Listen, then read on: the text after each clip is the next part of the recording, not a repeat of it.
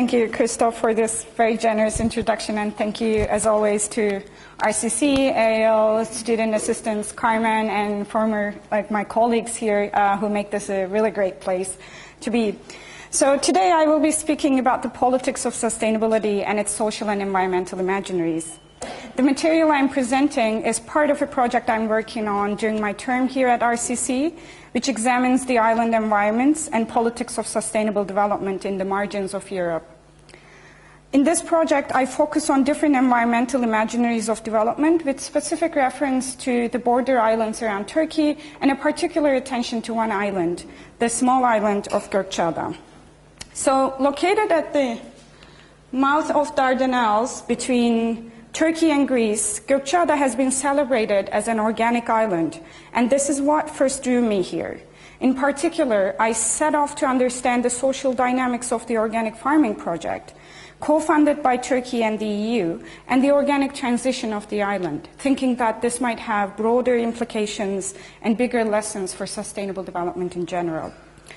Looking back, I can see that I held somewhat of a naive expectation, like Christoph said, that I was going to find an idyllic Mediterranean island with organic olive farms, old olive trees, and deep-rooted farming culture. I will admit that I pictured myself in the little village coffee shops, smelling the salt coming from the Mediterranean and the breeze from the hills. But very different from my expectation, I found barbed wire fences, military buildings, abandoned and disconnected villages, vandalized local monasteries, an old labor prison, and extremely hostile weather, especially during the winter months, and unreliable ferry access to mainland that is sometimes cut off due to strong winds. I also found a lot of stories about displacement, forced settlement, and isolation. I developed a clear sense of Gökçeada as an island that had been treated as a veritable laboratory of development experiments in the last 50 years by the Turkish state.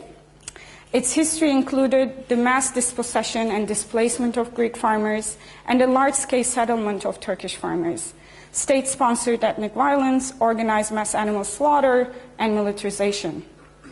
I also came to see Gökçeada and its landscape as could only be understood in relation to much wider histories and geographies.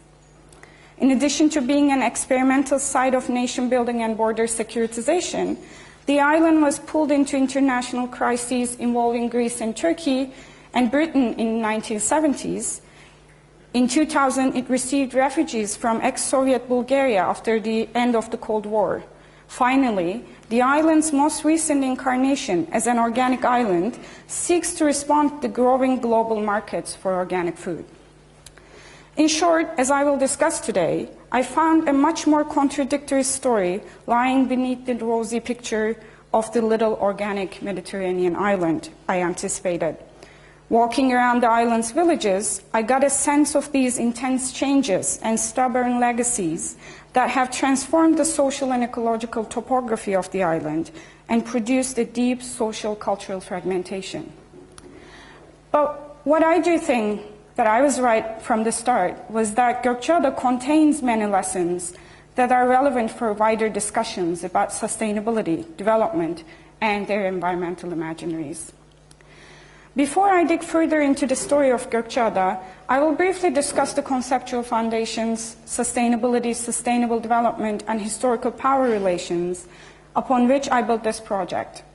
I will give a general outline of the island's history, especially since the 1950s, analyze its transformation to its present status as an organic island, mostly drawing on government reports as well as on the field research that I completed there. Sustainability is, maybe more than anything else, a vision about the future. It's a conversation about what is worth preserving and what is okay to leave behind. It is a political question as it involves decisions about not only what is to be sustained, but also who decides what is worthy of preservation. Sustainability discourses and practices also encompass the social relations, power structures, ethical principles, and economic environments that are most conducive to our collective future good.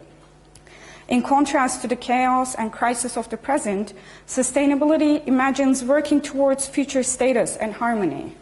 although it's debatable whether it's ever existed. Like many future projections of improvement, sustainability is also a historical question. Past experiences and existing ways of knowing embedded in visions of change and improvement inform the visions of sustainability.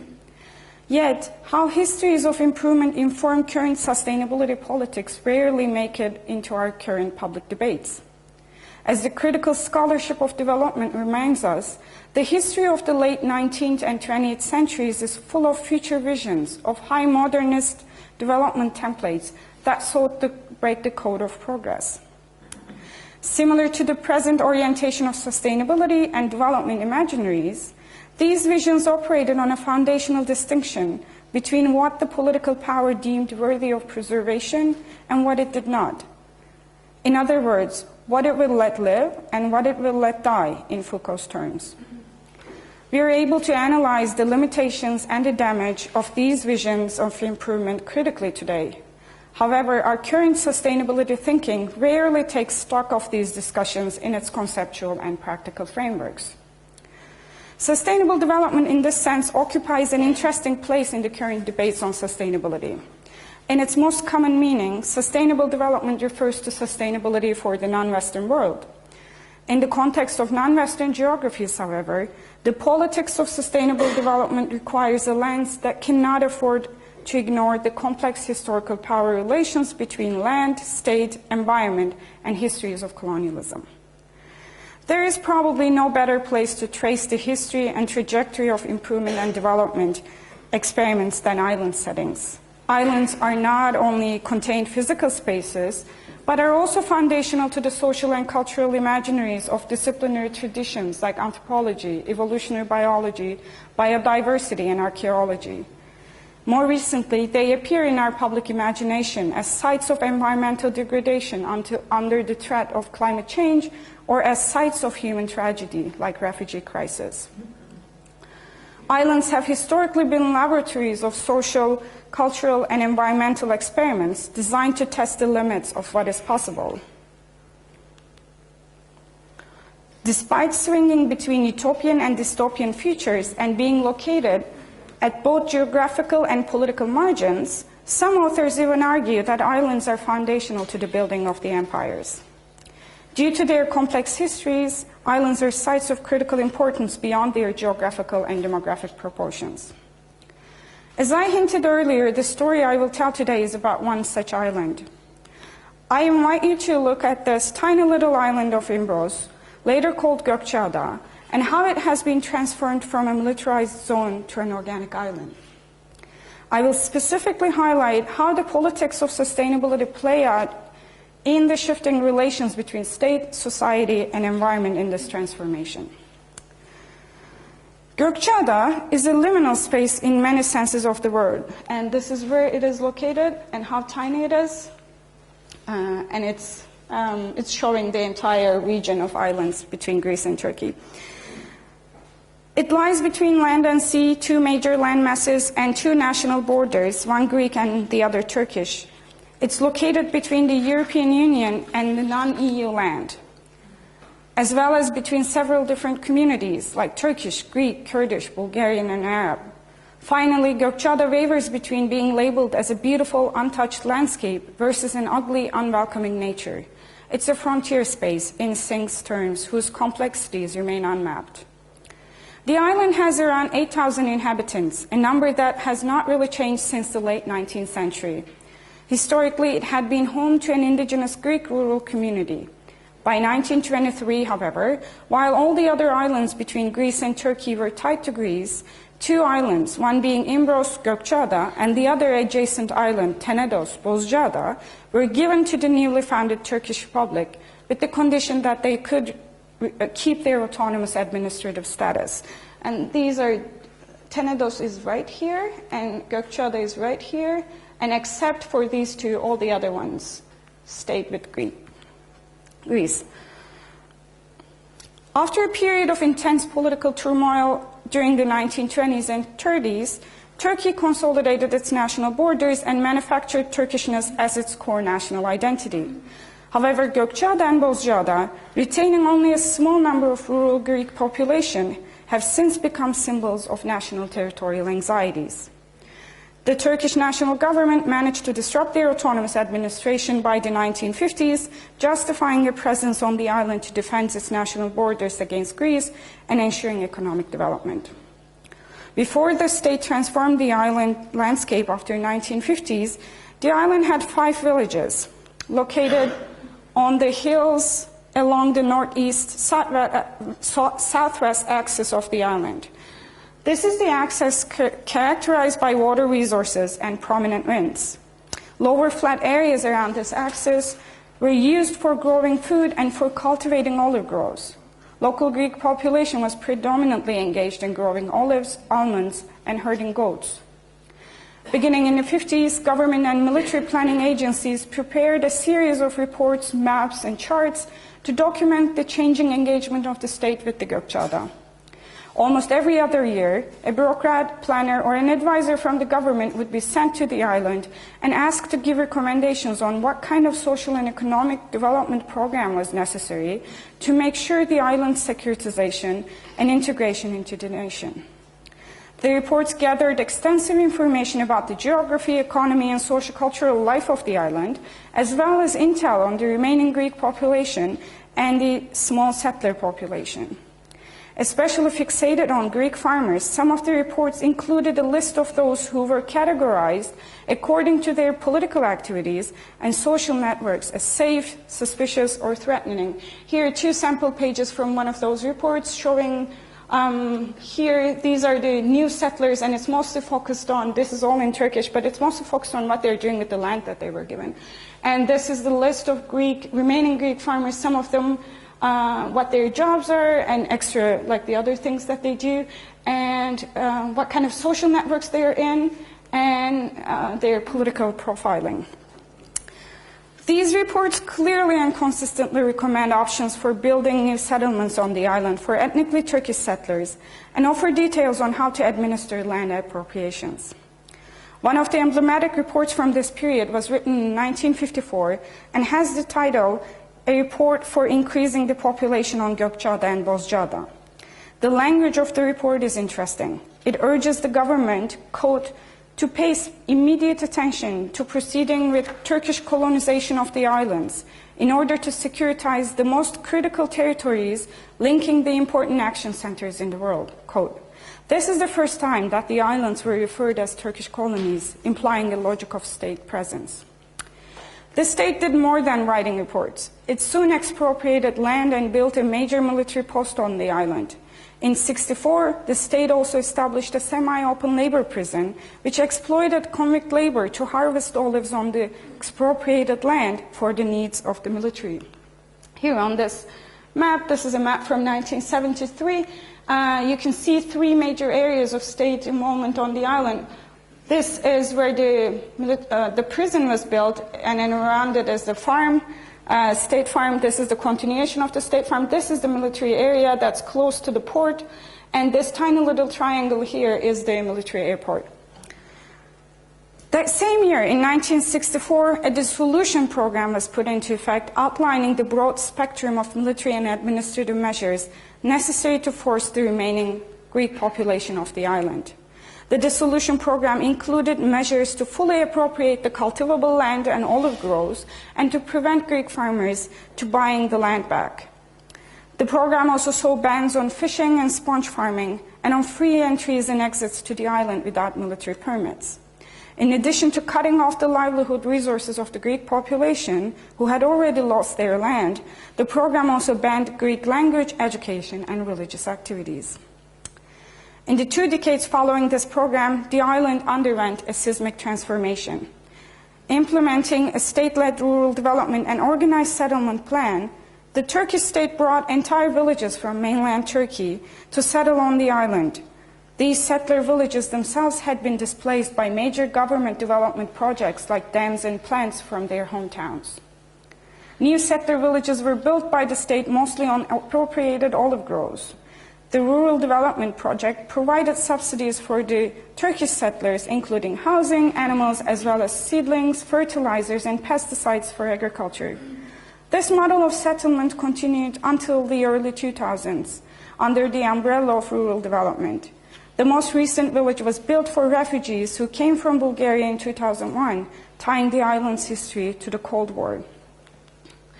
Here you can see with the new settlements from a map from 2015, and you can see that access, northeast, southwest access, kind of like expanded toward the coastline with the new settlements. The new settler villages were entirely different from the replaced Greek villages in location on the island and in architectural properties, as well as how they interact with the landscape. So this is a very typical Greek village on the island, abandoned and empty houses, you can see. But it's also possible to see that these are stone houses using the material coming from the environment, and kind of it's using the hills, ups and downs of the landscape, and kind of in responding to it in its architectural style. This is a very typical settler village built on the flat surface that used to be the agricultural land on the island. And you can see the material is concrete and brick, and the entire grid model is kind of an imposition on the landscape. During these first 2 decades of the new Turkish settlement from 1970s to 1990s, a major issue in the state's mind about the island was how to ensure that settlers would stay in this harsh and remote environment. In the reports from this period, there is an increase in recommendations about what needs to be done in order to keep the settlers on the island on a long-term basis. Among suggested options were tourism, olive farming, salt making, fishing, and creating government jobs.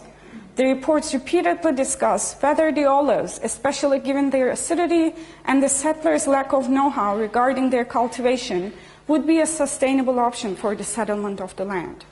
The reports confirmed that the settlers at that point were disinterested in olive farming. Consequently, none of the reports, except one, recommend olives as a viable resource. A lack of know-how was also the explanation given to me during my fieldwork.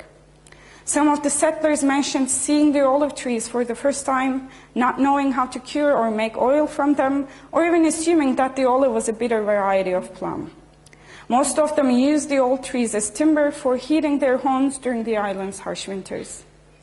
In the meantime, until state planners decided what would sustain these communities, settlers started producing corn, beans, wheat, and other subsistence crops with seeds they brought from their hometowns. Although some Greek villages remained on the island during the 1970s, there was little collaboration or sharing agricultural knowledge.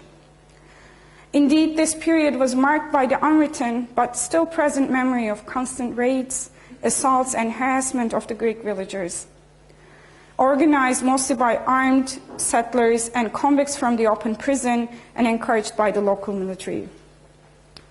Animal thefts, as well as the de facto occupation of land and property, were not uncommon. Most of the settlers participated either actively or passively in major onslaughts that are now considered a planned ethnic cleansing by any definition of the term. Between 74 and 80, with the international crisis escalating between Greece and Turkey over another island, Cyprus, Gökçeada's remaining Greek community left in masses with no hope of return. The entire Greek presence was erased from the island in this period, including the toponyms and the name of the island itself, which changed from Imbros to Gökçeada. Starting in the 1980s, it's possible to see a new narrative emerging in the government reports. They mention the Greek population's departure only in passing, as part of voluntary economic migration, and instead focus on the development opportunities for the settlers of the new emptied lands. Another major issue in state's mind in this period was the goat herds. As one of the major livelihood sources of the Greek community, goats stayed behind as their owners left the island. Local officials on the island constantly scrambled to find a way to control the mobility of the goat herds. Some of the documents from the period complained that the goats traveled in and out of the military zones, crossing the barbed wires or eating the settler crops. One gets the impression that the transgressive acts of the goat herds are not only disturbing the order, but that they also embodied the haunting presence of the Greeks who left them behind. Not much later, though, by 1982, the goat problem was solved by the most brutal means of elimination: continuous mass killings that fed the island and the close-by mainland city of Bursa for months, a story still told by the locals and made it to the national newspapers. This is just one newspaper clipping from 82, mentioning the excessive goat meat that's available for the locals. One of the last things that the government and military jointly did in this period was to redesignate conservation areas on the island. Areas of the shoreline, forests, and some of the land around water resources were designated as conservation or security zones.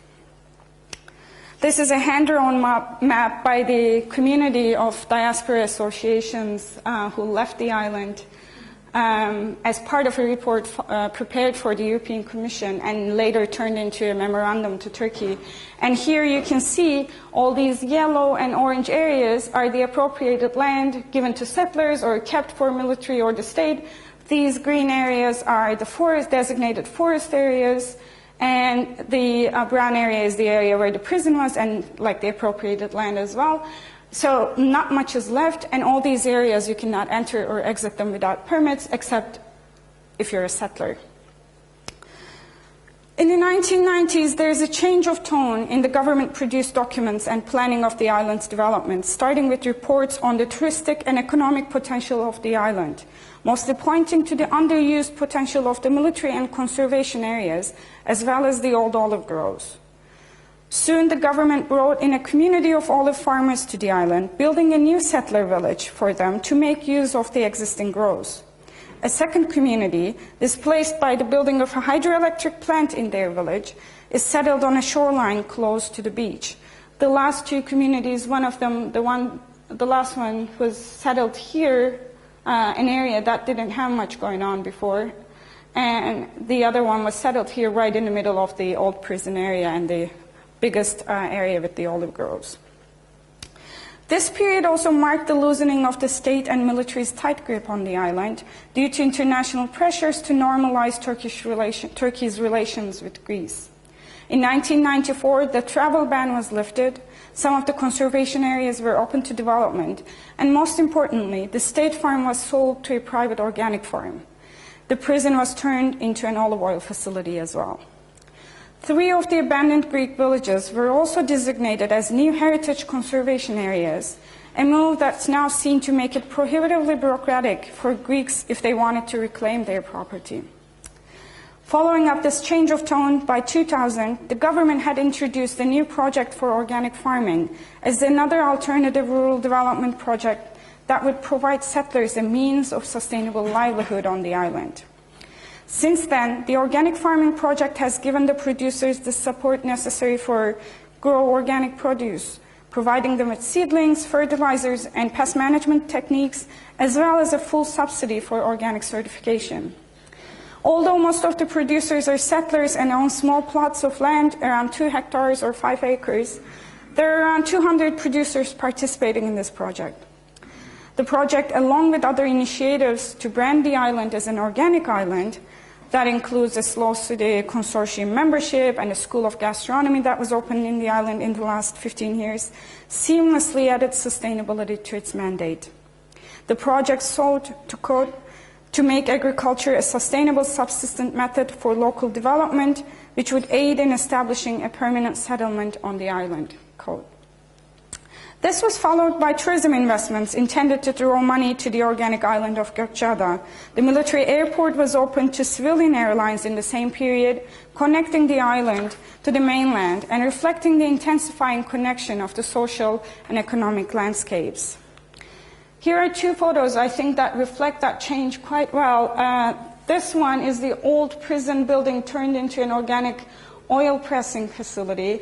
And this second one, kind of taken in a haze because I wasn't supposed to take any photos of this, is an old military post at the corner of the bigger military zone used as a sign for Slow City membership of the island.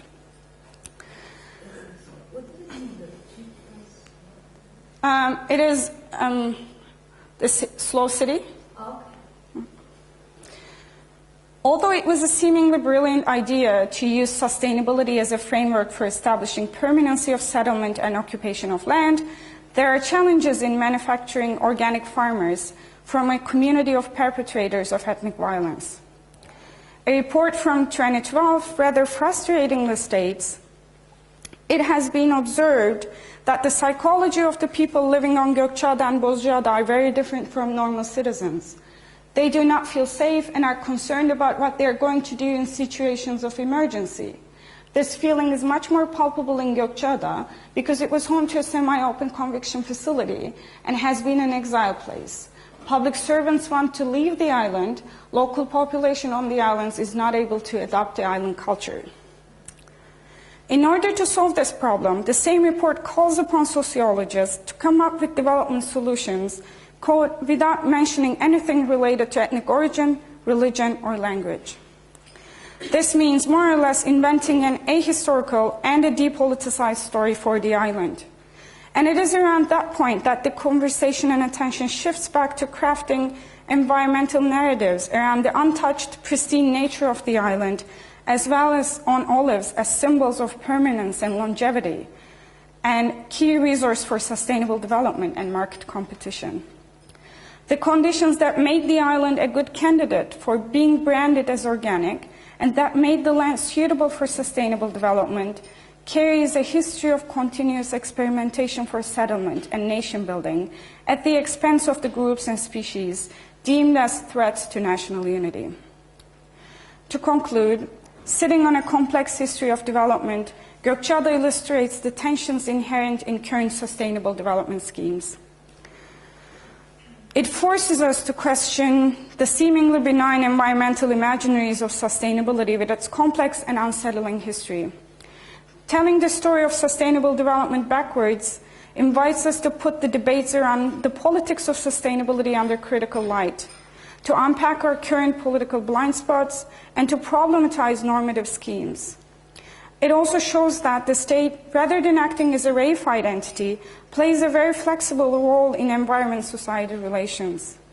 Understanding the history and politics of sustainable development also is a history of appropriation and occupation on Gökçeada, allows us to read projects of improvement and development with a post-colonial lens.